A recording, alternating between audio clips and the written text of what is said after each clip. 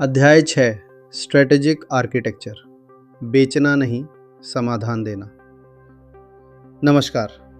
एक नई और विराट सोच के साथ इस अध्याय में आपका स्वागत है।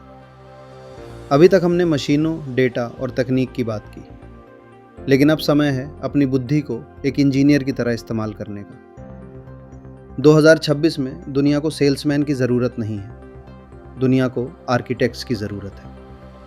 ऐसे लोग जो सिर्फ सामान ना बेचें, बल्कि भविष्य का ढांचा तैयार करें। तैयार हो जाइए अपनी सोच की सीमाओं को तोड़ने के लिए। एक प्रेरणादायक कहानी, खिड़की बेचने वाले से रोशनी देने वाले तक। एक बार एक बहुत बड़ी कंपनी का ऑफिस बन रहा था। वहाँ 2 वेंडर्स आए। पहला वेंडर एक पारंपरिक सेल्समैन था। उसने अपनी कैटलॉग दिखाई और कहा, सर, मेरे पास सबसे मजबूत कांच और सबसे अच्छे एल्यूमिनियम के फ्रेम हैं। मैं आपको बाज़ार से 10% सस्ता दाम दूंगा। क्लाइंट ने उसे सुना और सोचकर बताएंगे कहकर विदा कर दिया। दूसरा वेंडर एक स्ट्रेटेजिक आर्किटेक्ट था। उसने कांच की बात ही नहीं की। उसने क्लाइंट से कहा, सर, मैंने आपके ऑफिस का नक्शा देखा है। जिस दिशा में आप काम कर रहे हैं, वहाँ दोपहर में बिजली की खपत 40% बढ़ जाएगी और आपके कर्मचारियों की आंखों पर तनाव पड़ेगा। मैं यहाँ खिड़कियाँ नहीं, बल्कि एक लाइट मैनेजमेंट सिस्टम डिज़ाइन कर रहा हूँ जो बिजली बचाएगा और आपके कर्मचारियों की कार्यक्षमता को 20% बढ़ा देगा। नतीजा, क्लाइंट ने उसे दोगुने दाम पर कॉन्ट्रैक्ट दिया। क्यों? क्योंकि उसने सामान नहीं बेचा, उसने बिजनेस ट्रांसफॉर्मेशन बेचा। उसने वो समस्या हल की जो क्लाइंट को खुद नहीं पता थी। नंबर 1, प्रोडक्ट पिच से बिजनेस ट्रांसफॉर्मेशन तक का सफ़र। जब आप किसी को अपना प्रोडक्ट बेचते हैं तो आप उनकी जेब देख रहे होते हैं, लेकिन जब आप उन्हें ट्रांसफॉर्मेशन बेचते हैं तो आप उनका भविष्य देख रहे होते हैं। सोच का बदलाव। ये मत बताइए कि आपका सॉफ्टवेयर क्या करता है, ये बताइए कि आपका सॉफ्टवेयर क्लाइंट की कंपनी को अगले 5 साल में कहाँ पहुँचा देगा। बड़ा लक्ष्य। 2026 में लोग फीचर्स नहीं खरीदते, वे बदलाव खरीदते हैं। आपकी पिच ऐसी होनी चाहिए कि ग्राहक को अपना पुराना तरीका एक रुकावट लगने लगे। नंबर 2, अदृश्य समस्याओं को ढूंढना।